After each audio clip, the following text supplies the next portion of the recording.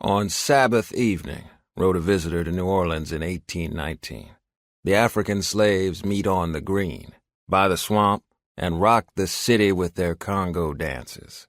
Most of the United States was quiet on Sunday. In many parts of the rural, mostly Protestant nation, dancing was frowned on.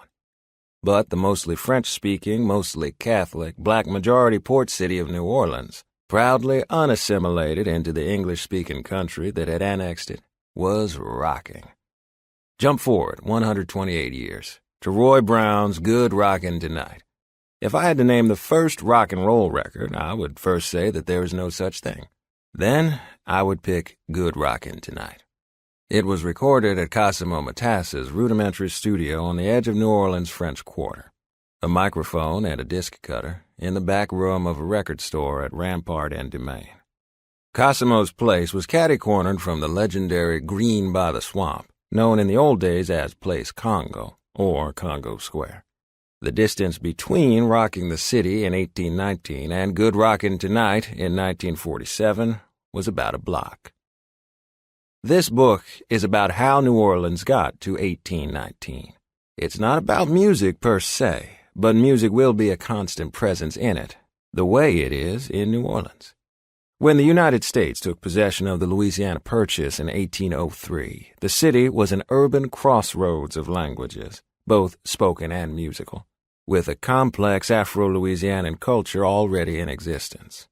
By the time Louisiana became the 18th state in 1812, most of the elements that made New Orleans so visibly and audibly different from the rest of the country were already in place. New Orleans was the product of complex struggles among competing international forces. It's easy to perceive New Orleans as apartness from the rest of the United States, and much writing about the city understandably treats it as an eccentric, peculiar place. But I prefer to see it in its wider context. A writer in 1812 called it the great mart of all the wealth of the Western world. By that time, New Orleans was a hub of commerce and communication that connected the Mississippi watershed, the Gulf Rim, the Atlantic seaboard, the Caribbean Rim, Western Europe, especially France and Spain, and various areas of West and Central Africa. New Orleans is an alternative American history all in itself, different in everything. Louisiana had what amounted to 3 colonial eras in rapid succession: French, Spanish, Anglo-American. Moreover, each colonial power that ruled Louisiana was associated not only with a different European language, but with a different slave regime.